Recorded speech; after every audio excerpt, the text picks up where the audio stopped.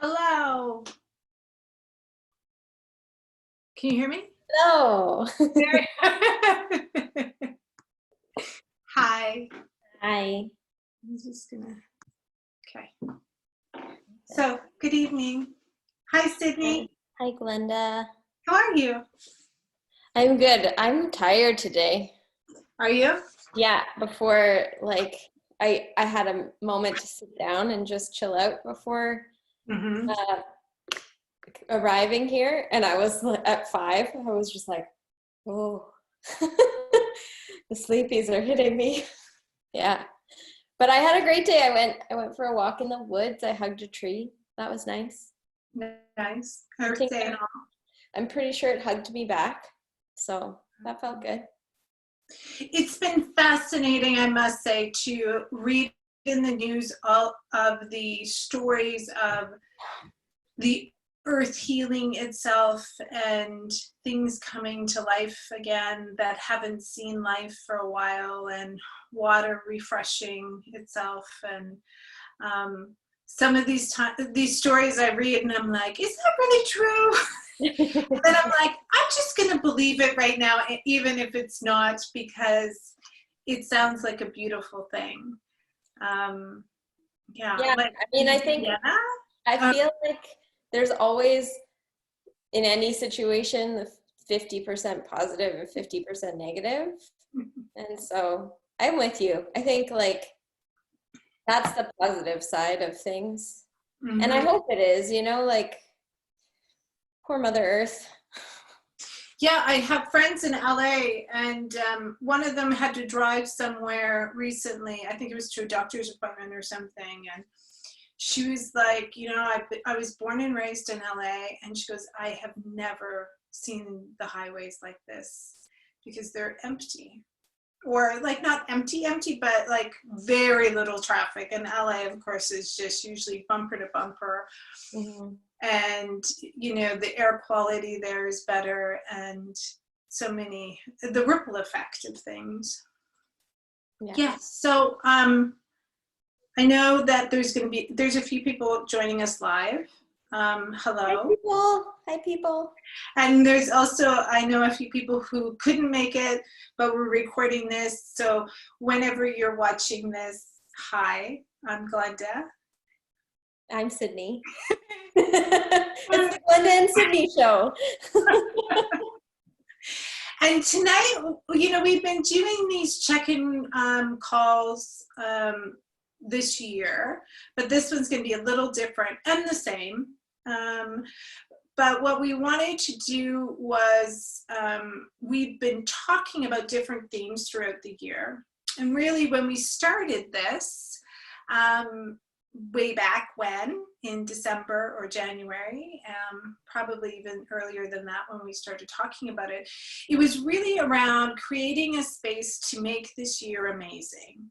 So it was really around make 2020 amazing. And what did we have to do? So often we focus at the beginning of the year on our resolutions or these goals that we have, but then by February, March, they start to dwindle. And so we wanted to create a space to keep that alive, but also to do these check-ins around, okay, what's happening right now and what's kind of stopping us? Because we do kind of go through these ebbs and flows and become kind of stagnant, if you will. Mm-hmm.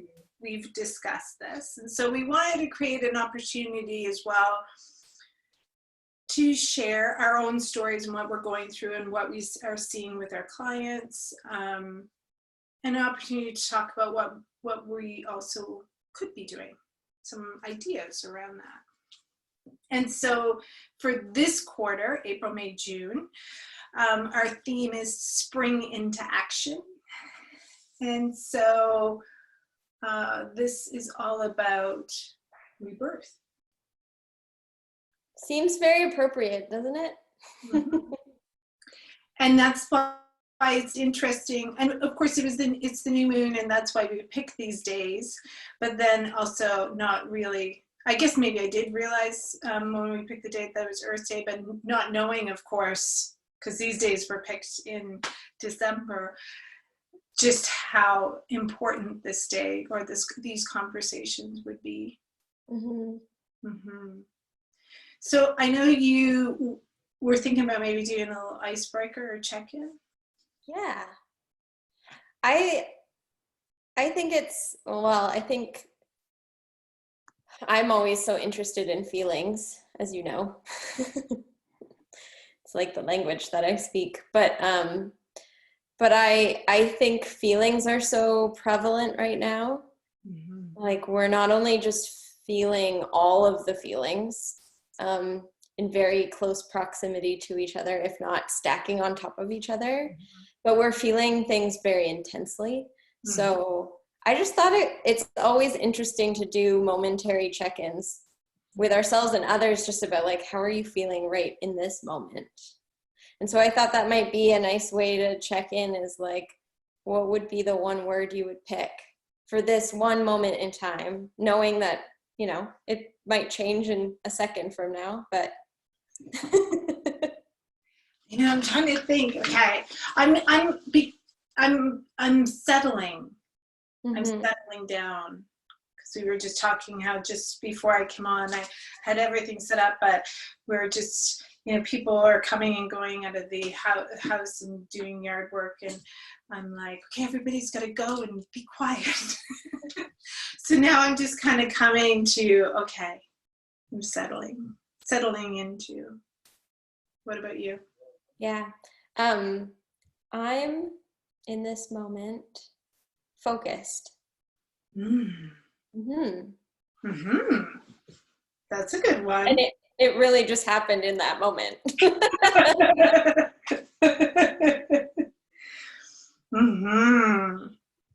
Okay, I love this next one. Do you want to start it? Yeah, I would, because I'm really excited about it. I think you know this, because I think we've probably talked about it many times, but I am such a huge, huge fan of Marie Forleo's. She's a hero of mine, a mentor of sorts. And I was listening to her podcast today, the most recent one that she put out this week. It's a really great one. I highly recommend any of you to go and listen to it, because she talks a lot about, media strategies. So how to handle media in the time of Corona, when all we want to do is check in with media and see what's happening in the world. And so she really talks about the health of our brain chemistry and how to handle all of that. But that's besides the point. That's not actually where I was going with this. But it's a really, really great podcast. But she also interviewed a man named Tank Sinatra. Have you heard of him? I had never heard of him either. But he has a website called Tank's Good News that he's been doing for a long time now. He's a recovering alcoholic and has been in sobriety for many years. But in his recovery process, from what I understood, he started recognizing how important it was to be filling our brains with good news stories. So, and I literally just heard about this today. I do believe it's really, really important that we be filling our brains with at least the equal amount of good news as bad news, like at least make it equal. But what they talked about, which was really interesting, was that because our brains as humans, our brains as humans, we have a tendency to go to the negative and focus on the negative. So what we really want to be doing is a 1-to-5 ratio. So for every one piece of bad news, we want to bring in 5 pieces of good news. So a great way to do that is to go to Tank's Good News and you can load up on good news stories. Awesome. And I'll include a link in with some of our stuff afterwards. That'd be great.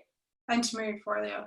And I know John from The Office has been doing that, which I think is great too. It's always this interesting discussion with people, because certainly, especially at the beginning of this, I had a few clients who had anxiety, and their anxiety was in overwhelm, like just, you know, the brain was just taken over. And we talked about how much they were engaging in media and social media. And without fail, every single one of them was on it continually. Mm-hmm. Because they felt like they needed to be updated. They need to know what was going on.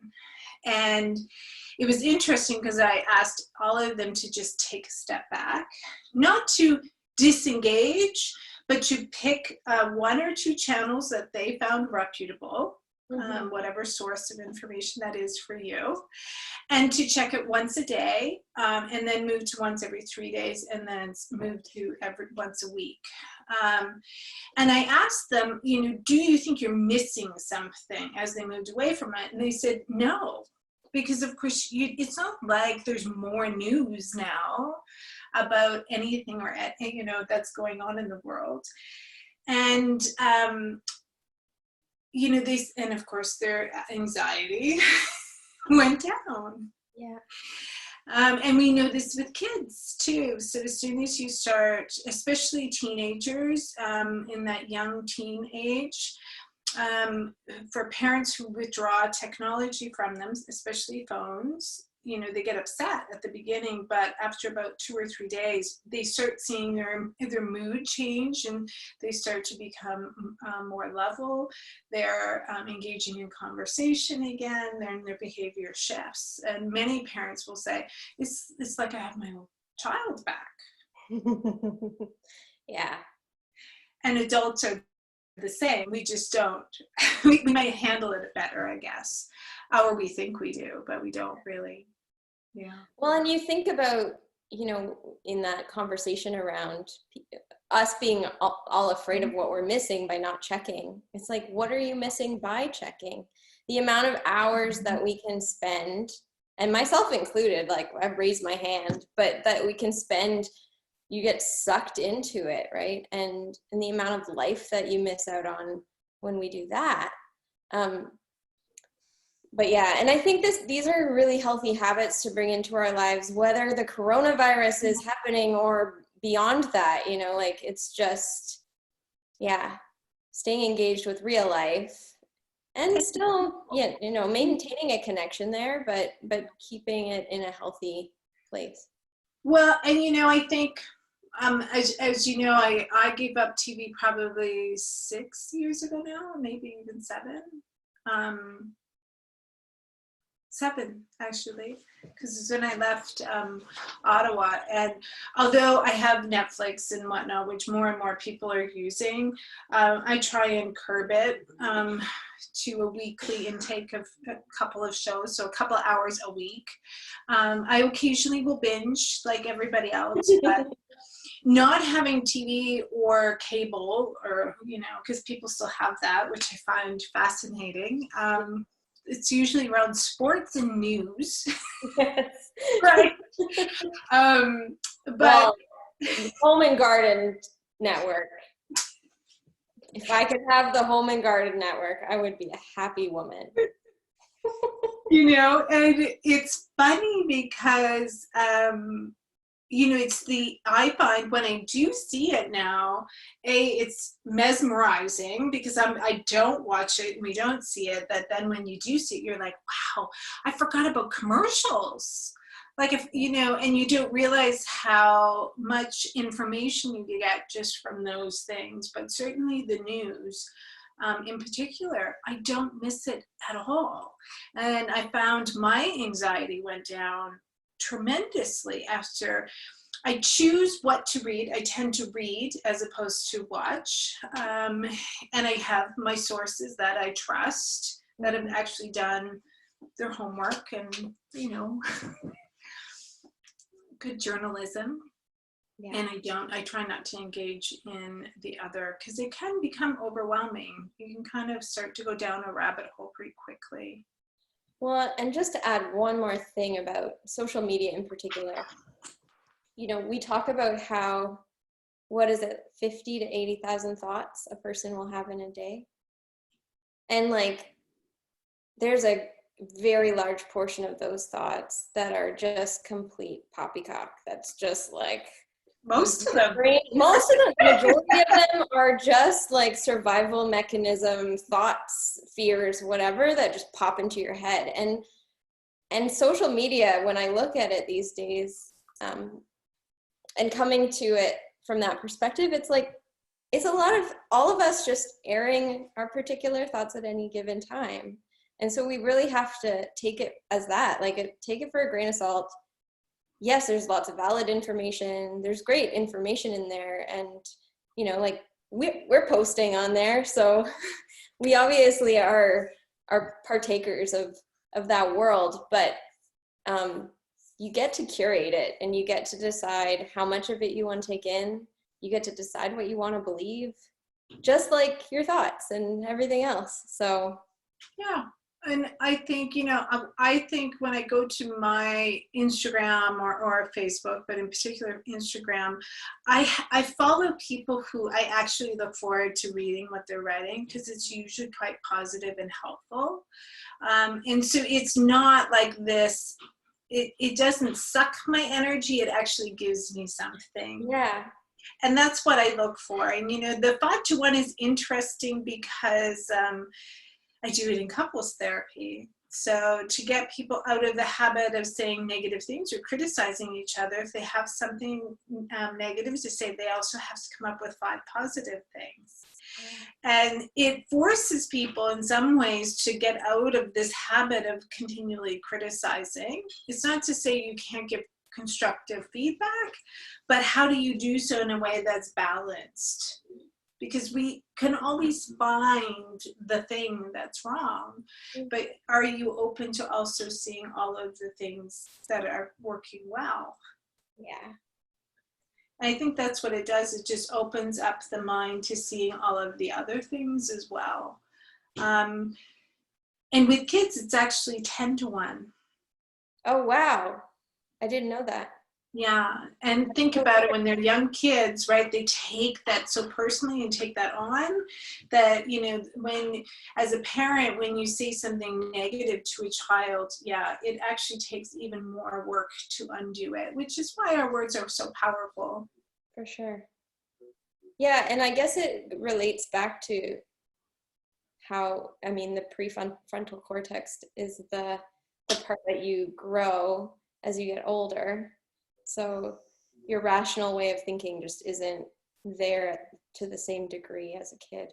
That's so interesting. I, by the way, am not a scientist, so I just totally made up all that stuff I just said, and I have no idea if any of it's valid. It's true, though.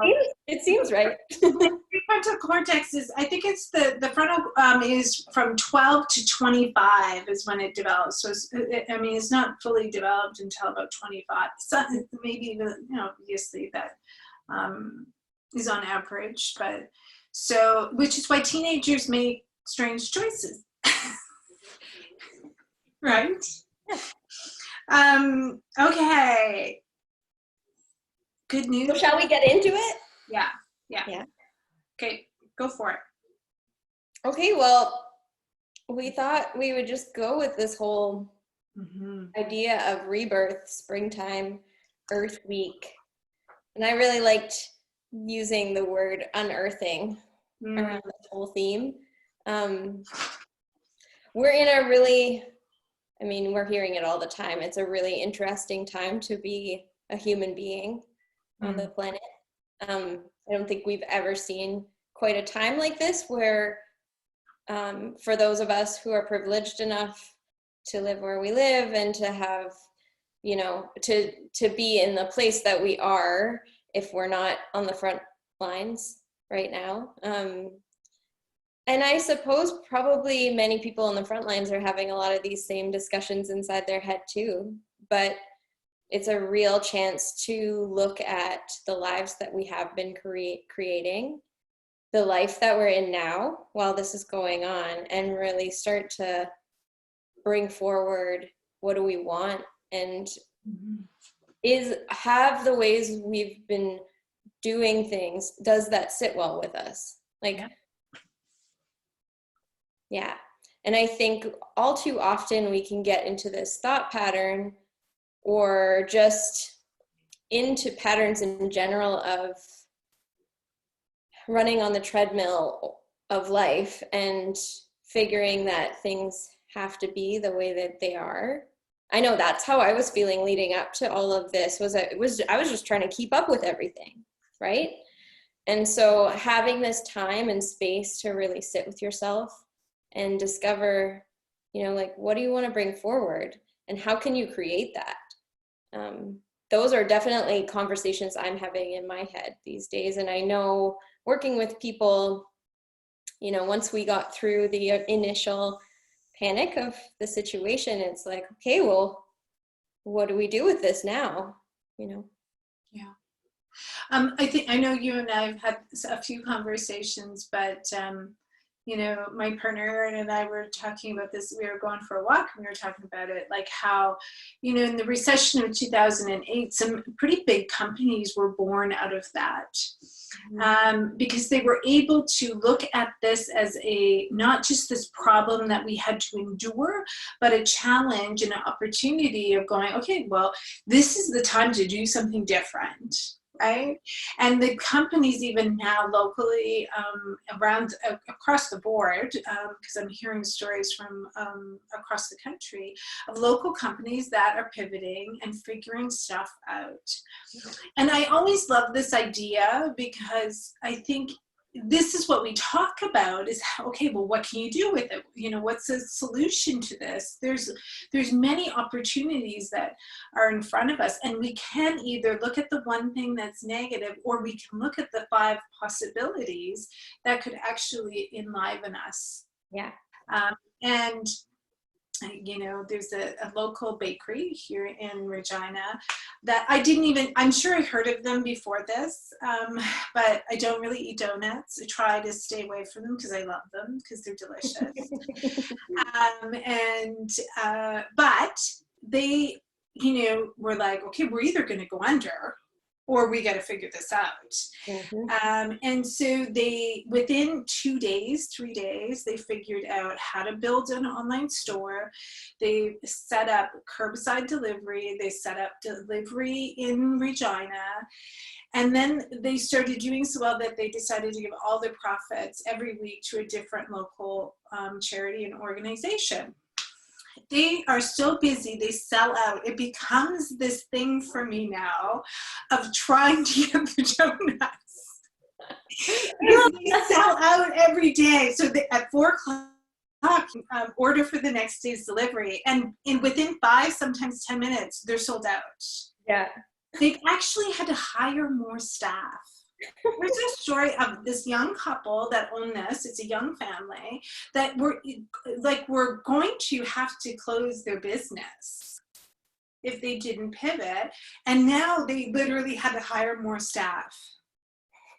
And I think that's a good news story, but it's also like this idea of, okay, what are you going to do? Are you going to let this overcome you? Or are you going to empower yourself to actually do something about it? Well, that's just it. And I think there's a couple of points that come to mind when you mentioned that. For one, I know that there's a fellow that I'm friends with here who's he leads one of the networking groups out here on Vancouver Island. Really great guy. And he also works as a marketing strategy specialist. So for a lot of the small businesses, and he's been trying to get a lot of the small businesses in Courtenay online and like getting their online stores going, and people were resistant to it. And now obviously, this is what it takes sometimes is for us to create change, we need to have it sort of forced upon us. It's an interesting thing. I guess it would be one of those human factors of just, if things are working fine, we're like, that's all right. It's working okay. Yeah, it could be working better, but that would take a lot of work. So, I know I've definitely been that way with my business, It's like staying in that relationship, it's okay. And you don't really do the work to make it amazing. another thing that I was going to mention is, and if you don't know this man, check him out. He's, I think, all of 25. His name's Nick. I'm going to butcher his last name. It's Greek. It's like Santanasso or something like that. He was born with a rare condition that left him with, he doesn't have legs. He doesn't have an arm. He has partial arm and then one arm works. And he wrote a book called From Victim to Victor. Unbelievable man. But I heard him talking a couple weeks ago, and one of the things he said was, we are either going to come out of this one of two ways. We're going to come out of it with a sharp blade, having sharpened our blade during this time, or we're going to come out of it with a duller blade. And so at some point in time, you have to decide, am I going to sharpen my blade or am I going to dull it? Love it. And yeah, like, so powerful. And I think it's so true. And that's not to say that, you know, we're not all having trouble, and, you know, that those days aren't going to come where we're going to be, you know, under the covers hiding from the life. But I think, yeah, I think it's just, these moments can be real opportunities if we let them be. You know, as for the many years that I worked with people who are dying and as a grief counselor, you know, it was often a conversation of, after you lose someone, after someone you love dies, you all of a sudden get it. Mm-hmm. You know, it's like, oh, that's what that other friend was going through, but I didn't really get it until you go through it. Yeah. And yet now, collectively, you know, we're all experiencing, although we're experiencing it differently, we're all experiencing this sense of grief and fear and loss, and also opportunity and some other good things. But from this, you know, moving through the fear and the grief and the loss into something else. And I always talk to clients, maybe not at first, in the first session, but, you know, over subsequent sessions during grief counseling, about grief can be transformative.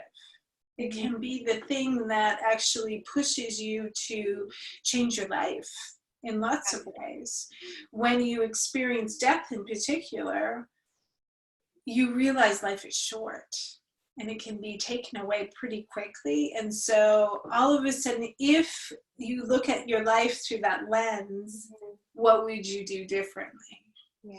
And I think in this time, other people are experiencing this too, right? Not necessarily a death, but in some ways it is. It's a death of what was.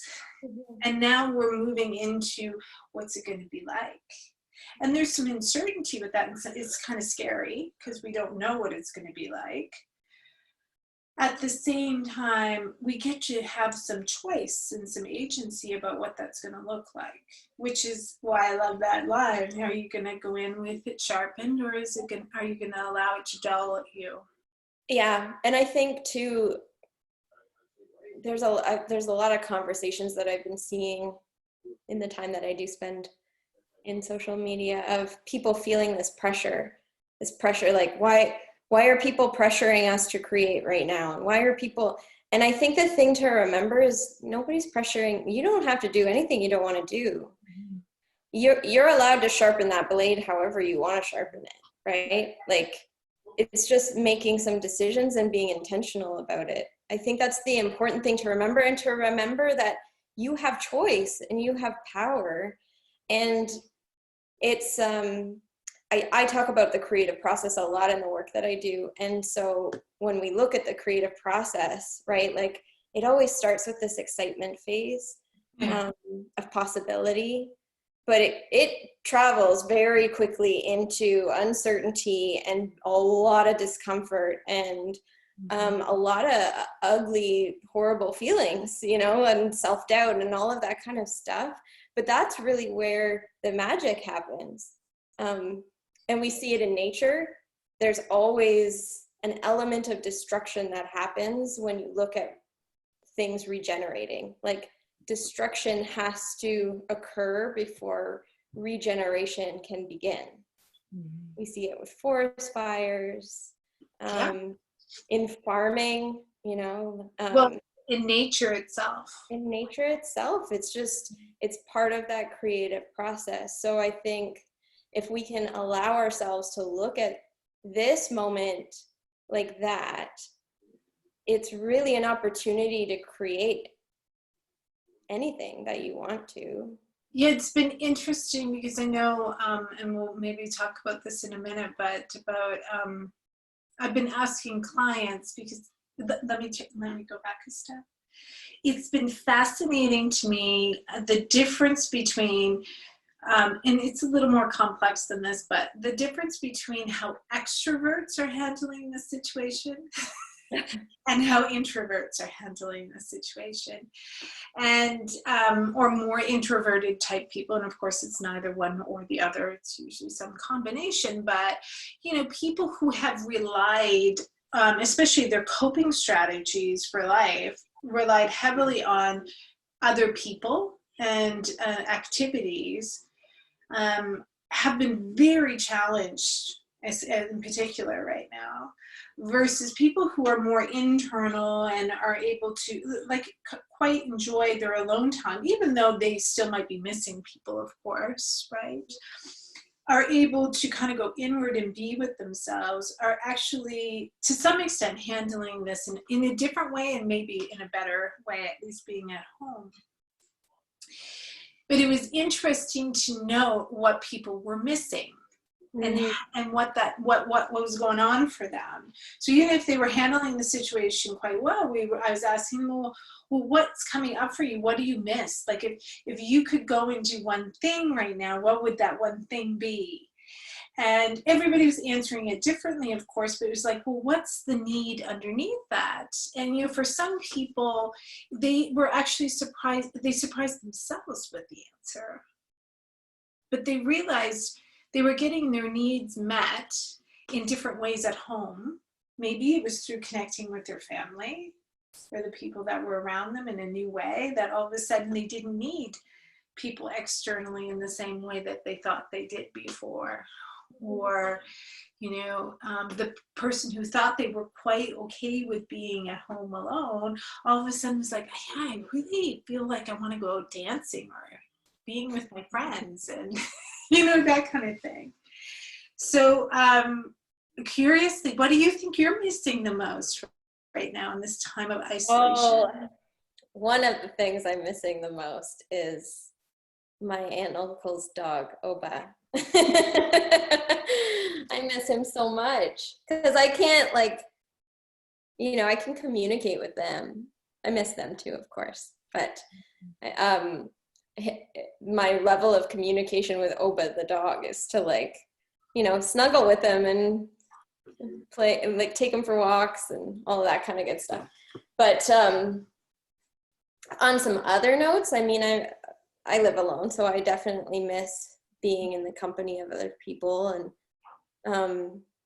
physical contact, like hugs. Miss those a lot. One thing I'm amazed at, though, is how fast when I look back at the time. I mean, yeah, it feels like it's just disappeared. Yeah.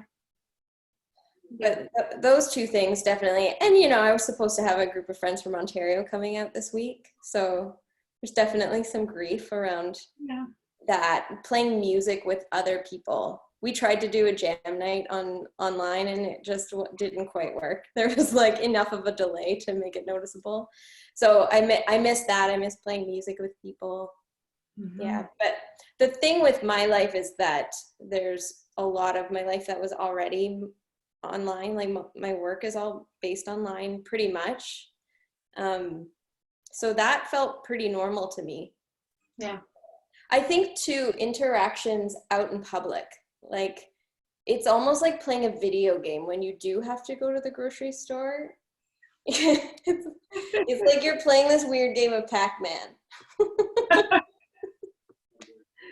Yeah. What about you? What are you finding? I was thinking about this the other day because I've asked the question so much. I'm like, what do I miss? I miss entertaining. I miss like having family over, you know, we would either be, at Erin's mom's or, family once a week probably, or having somebody over. So that's been a bit of a challenge. We've come up with creative ways of doing that. Yeah, that's been, I'm looking forward to it being nicer outside so we can at least kind of be potentially in the yard or, like still socially distancing, but at least able to, say hi.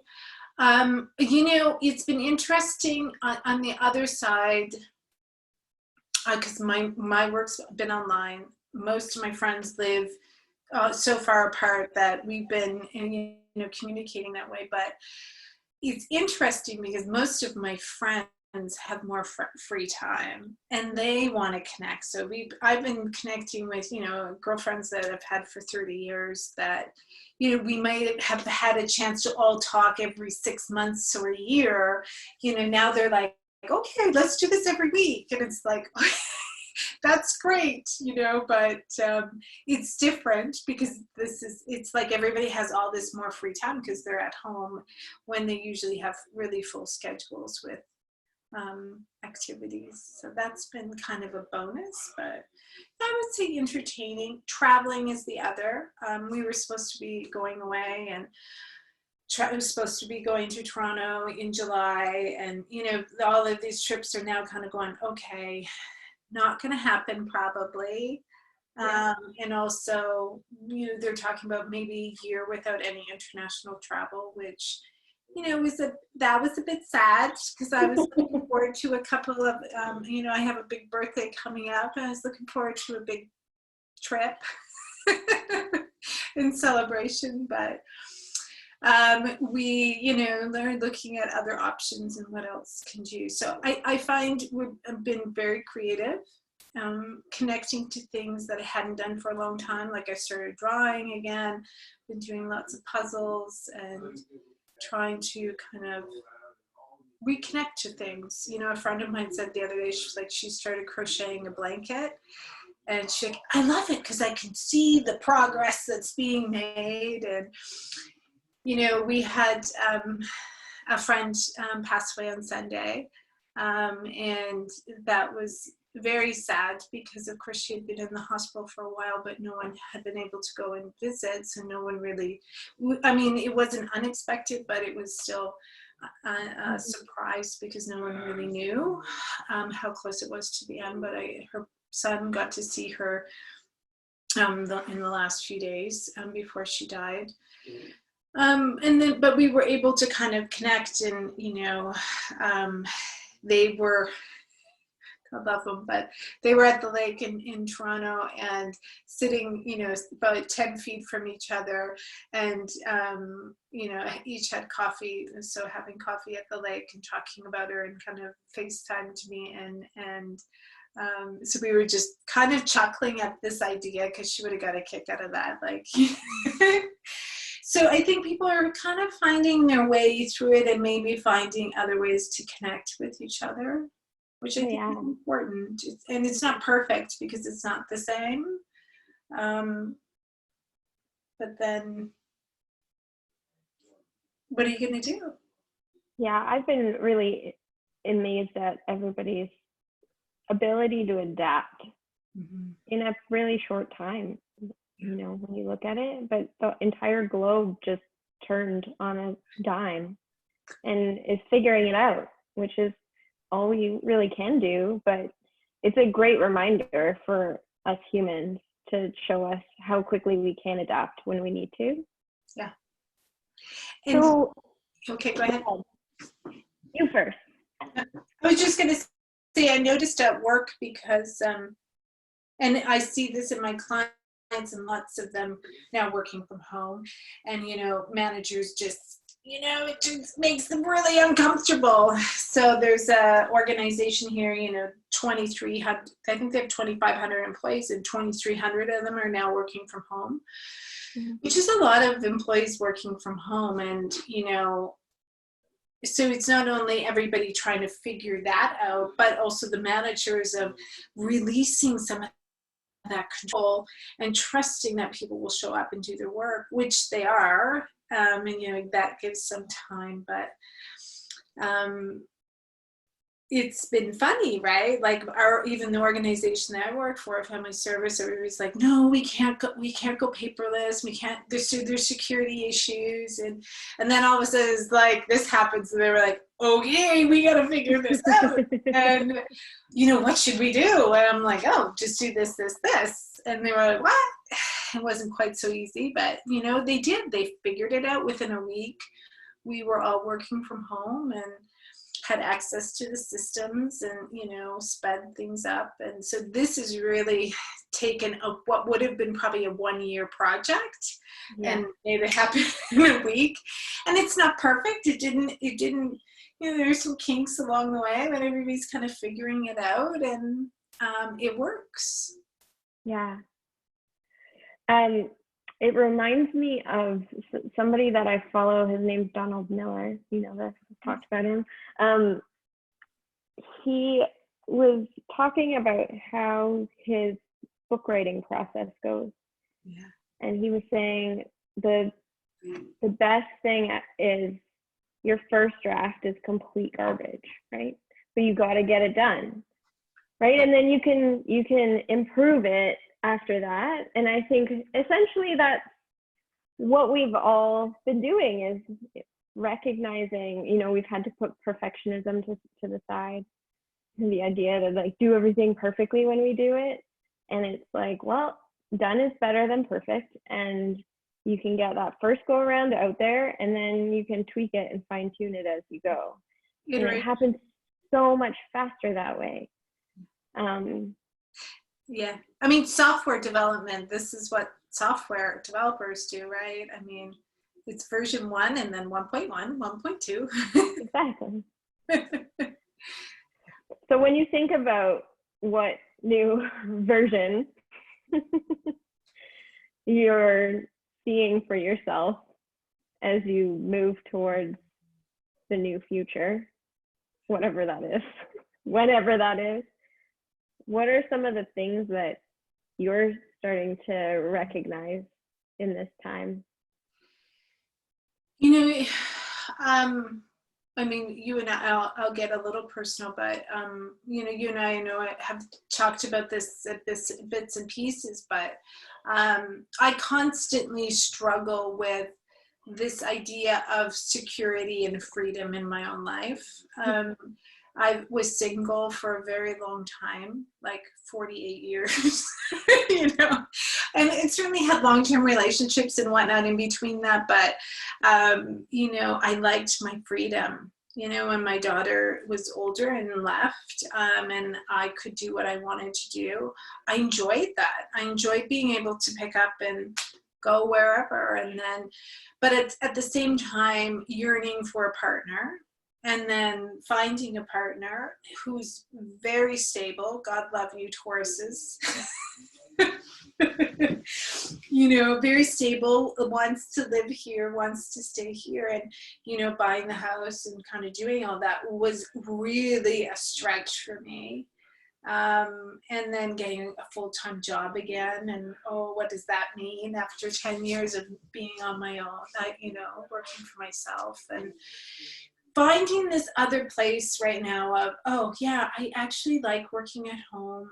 I like this rhythm that life is right now, and finding this other space that isn't one or the other, but is someplace in the middle. And what does that look like? And I find at least this time of being able to work at home has been good, and agreeing to work 4 days a week, not 5.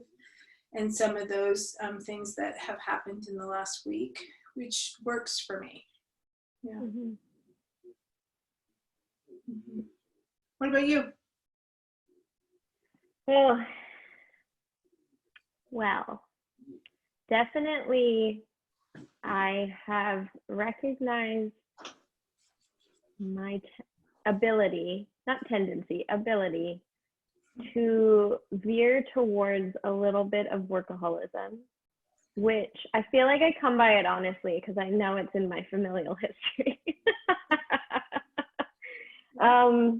but I definitely, and it's not something that I have always dealt with, but certainly in the last 2 years, I really got onto that train for lots of different reasons.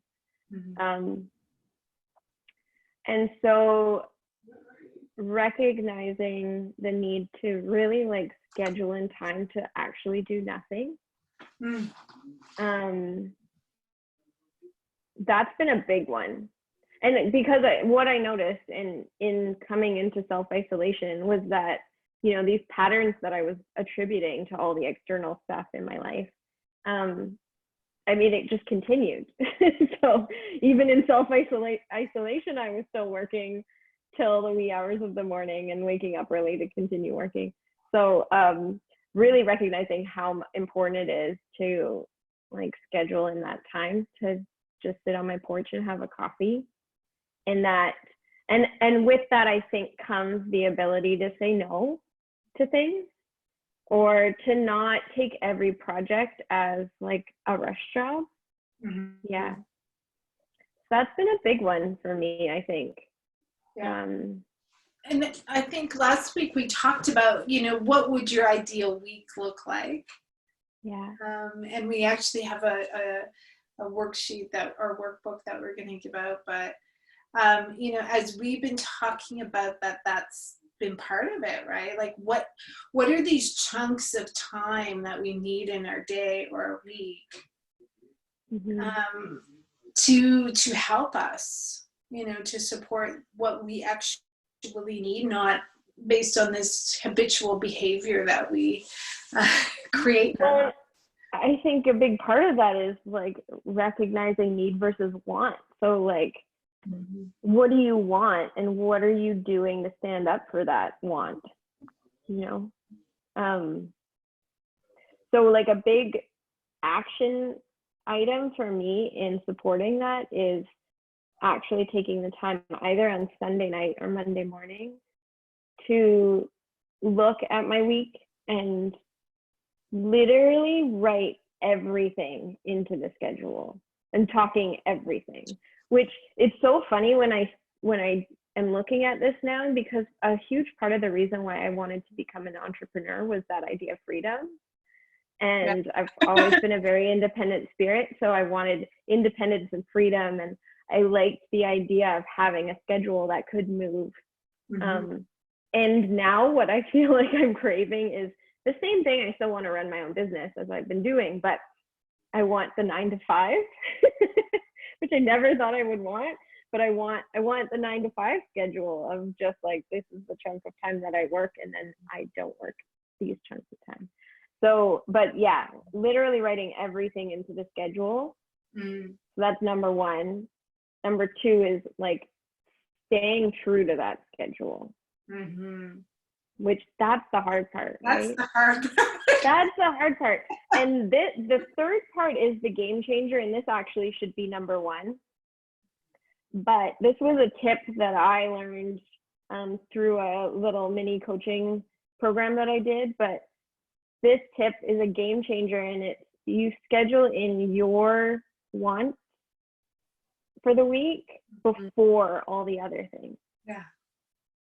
Which, yeah, it's like the little rewards for, okay, well, guess what? You gotta get. Yeah, and you're putting your the things you want first versus the things everybody else wants.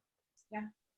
And that's probably the, what was that? Then you don't get resentful either, right? Because you're getting your own needs met. Yeah. And it's always the stuff that you'll end up pushing to the end, you know? And then before you know it, a month has gone by and you're like, why haven't I done this thing yet? Yeah. I know, then you kind of mad at yourself for not doing the things that you said you really wanted to do for yourself. Yeah. You never get further ahead, and then it's December and you're like, oh yeah, I said I was going to do all that stuff and I didn't do it. And you know, it's like, we all like, no, I shouldn't say we all, but many of us do that, right? I think the most successful people are ones who don't, right? It's like, I remember reading Stephen King's book on writing, and he's very regimented, and most prolific writers that write a lot of stuff, are very scheduled in how they show up to writing. And it isn't about, I was going to say it was you and I, but it was actually another friend of mine. We were talking about, it's chunks of time. So instead of a to-do list, it's just, okay, I'm going to block off this time to write. It isn't about how much do I accomplish or getting stuff done. It's just the process of it, and you're giving yourself that space. And most of the time when you do that, you are actually more productive and focused. And it isn't just about getting A done or B, something checked it's off. like that first draft, right? Exactly. Just set that time aside and do it. Yeah. And I don't know the name of the person. I'll find out and put it in the notes. But she's telling me, she sent me, it was a speaker out of Mind Valley who talks about procrastination. And why do we procrastinate? Well, we procrastinate because we don't want to do it. Right? In one way or another, we don't want to face our fear about it. We don't want to face, there's some resistance to it. And he says time management is pain management. So that's his line. When you think about it, what are we doing? When we procrastinate, it is a way of preventing the pain of actually sitting with the fear, the resistance, or whatever it is that and dealing. And you just end up prolonging the fear and resistance because you still feel it. You're just not actually getting past the feeling. In fact, actually, we're increasing the pain now, because now we're going to add, probably some or beating itself up, usually, in the process of it. And, now we're under the gun, right? Because we have some deadline, probably, for most of us, right? And then all of a sudden now it's, instead of doing a little bit over the 5 days that we had, now all of a sudden we have 4 hours and we have to get it done. And then we're mad because we don't like the quality of it, potentially, or something like that. Yeah. And how many times have we said, I wish I would have done this sooner. Yeah, time management is pain management. I like that. I was like, yeah, it's true in a lot of things, in that sense of time and how we're spending our time or how we're not. It's like this idea of cravings, right? So lots of people are dealing with food stuff right now, snacking a lot. We're much closer to the kitchen than we are when we're at work. And so then what is it? We don't want to sit with the discomfort, right? We don't want to sit in that discomfort for any length of time. But if we sat with it for 5 minutes or 10 minutes and just delayed it a little bit, it would probably be gone. Yeah. But like many things, we don't want to. We just want to make it go away.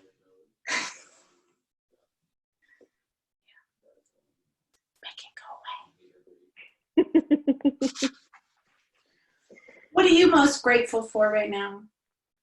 What am I most grateful for? I'm definitely grateful for Zoom in a big way. I'm grateful for Zoom because it's I'm connecting to people all the time. I'm grateful for the connections that I have. I have amazing people in my life, and I'm really thankful that we're all prioritizing that connection time during all of this. So I'm getting to see people more often now than I was before, which is really nice. I'm grateful for my home, which I just moved in here, so that feels really good. And for my work. Yeah. Nice. How about you?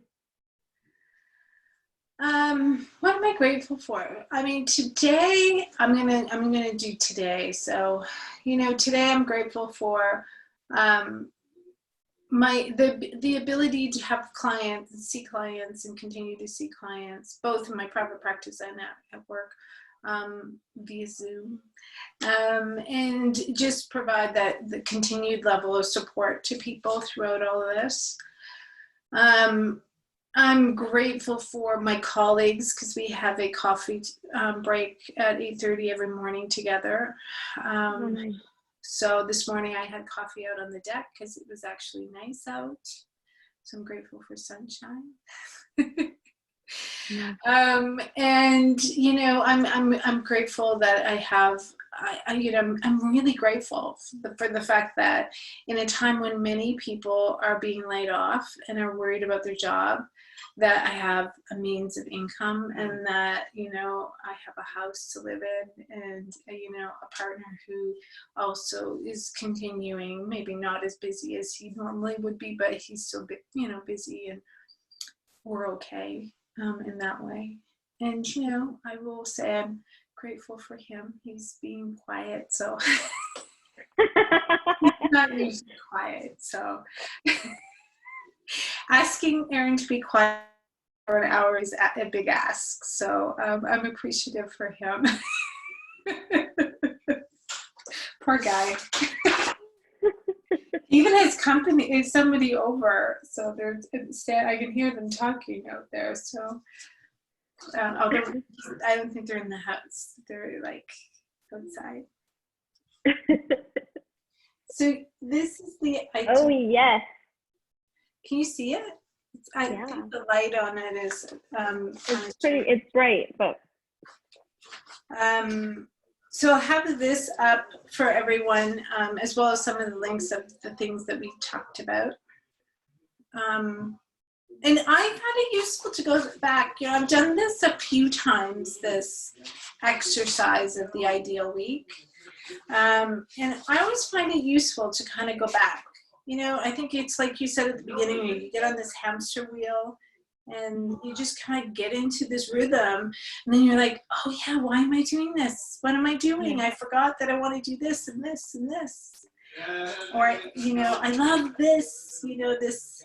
Oh, there, can you hear me? I know. I was gonna say you spoke too soon. You almost got the hour in. Yeah, he can't help himself. He's like my daughter. He does not have an indoor voice. He just doesn't understand the concept. Neither does she. Anyway, I'll put this up for people, and they can go through it. It's great. You did a great job of that workbook. We did a great job with that workbook. She did most of it. Melanie, I'll give some kudos to Melanie, who edited it and went through it with a fine-tooth comb. So, there was something I was gonna say. Shoot, what was it? Oh, this is what I was gonna say. I had a brainwave today, which was, you know, we think a lot about long-term goals. We hear that said a lot. I think long-term goals can be overwhelming. I've never liked doing the whole 5-10 years goal thing. Like, who knows what's gonna happen 5 to 10 years from now? But it made me think about, you know, like, how often do we set short-term goals of like, what do I want tomorrow to look like? You know, like, I never asked myself that. Oh, really? How valuable would that be? I mean, I do, but not specific. Like, I don't sit down and really spend a lot of time thinking and planning out, how do I want my day to go? Usually how that goes is I'll say, what do I need to get done tomorrow? Like, that's my short-term planning, instead of how do I want tomorrow to look. So that's essentially what we get to do with that workbook, is really take a look at what's my ideal week look like and how do I want to plan that out. Yeah. And, you know, I put in there one of the tools that I love. It's on my list because Sydney and I both included some of the things that we like to use, and we use every week, right? And mine's my passion planner. And, you know, it's a daytimer. I just found an empty page. But one of the things is it asks, like, what's the focus for this week? And good things that happened. So you can write down when good things happened so that you kind of remember, which is always nice when you look back. And you're like, oh, yeah, that's the week that this happened. I love that. Yeah. And then there's a whole bunch of, each day it asks you to, okay, well, what's today's focus? So I use that as an intention. So I put like what my intention is for that day. So again, you can kind of keep focused as you're kind of looking at what your next appointment is. You're also being reminded of that, which I love. That's cool. Yeah. I had to get me one of those planners. Yeah, you know, I've tried a lot of planners. Somebody I think that I know had mentioned this one, so I like, oh, I'm going to try it. But I quite like it. They have a really interesting community online as well, and great videos on YouTube. And they do the you buy one and they give one away to somebody who can't afford it. So I always like that. Oh, that's awesome. Yeah. Cool. Thank you, Sydney. Thank you, Glenda. Do you have Sure. anything in the works right now that we can look forward to seeing from you? I feel like you always have stuff on the go that you're creating.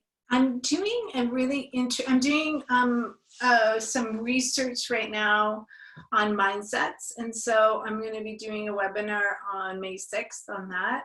I'm doing a bunch of work for different companies here in the city around managing stress during this time, and quite honestly, I'm always like, I need to keep it interesting for myself, because you can only do the same presentation. I don't have those people do the same presentation over and over again. So I'm always like, okay, what's the difference I can add to this, or what's a different practice that I can add? So mindset and some of the research has been fascinating. And I've been doing lots more research on that for that webinar. So that's kind of been on my brain. How about you? You're still doing yoga class on Tuesdays and Sundays? Still doing yoga classes, and I also do a prenatal at 5:45 on Thursdays. Wow, okay. All of those are listed on my website. And I'm currently working on some exciting projects. I'm developing an email series that will be like just a little sneak peek at Heartwork. So it'll essentially be yoga based, but then there'll be some journaling and meditation aspects to it as well. So that's coming, it's in the works. And then I've got a webinar that I'm putting together that I'm expecting to drop basically in the next week. I'm very excited about it. Yeah. So I don't have any dates yet to give, but We'll send them out when we get them. That's right. I'm just creating suspense. Yes. And we always update the mindfulhealingspace.com under events, and we'll include events there on the website and the Facebook. Yeah, that'd be great. Mm-hmm. Well, thanks, I hope Glenda. everybody found this useful. I hope everybody's doing well and taking good care of themselves and making sure that their self-care is a priority these days, because it definitely is. Mm-hmm. As we've talked about before, it is an act of, we have to be disciplined about we've talked about this. Discipline is an act of self-care, and as an act of self-love. Yeah. And just to add to that, I was thinking today, we're talking a lot about the frontline workers, and it was reminding me of, stories from the war and how we've got the frontline soldiers going off. And in World War II, a lot of the women and many of the men as well were at home, keeping things running out over here so that those soldiers had a place to come home to. And I think, it's very similar to the situation we're in now, where I think we can feel like sitting ducks just at home, but we're really the ones responsible for making sure that all of our healthcare workers have a home to come back to and have a community to come back to. So we all play an important part. We have to take care of ourselves. I'm reminded of the conversations that have been happening previous to this around there's people, spiritual teachers talking about it's coming of a time when we will see a shift from this toxic masculinity not a male, but the masculine energy, the toxic masculinity that we've been seeing in the world, and shifting to something else, shifting to more feminine, to more community, to more caring, compassion. We're now seeing some of this actually coming out. And so I think it's imperative upon all of us to continue to do our own work and to kind of be grounded in that possibility as well, that out of this something beautiful can be born. Definitely. Mm-hmm. Awesome. Rebirth. Okay, Sydney, have a great night. Thank you for joining me.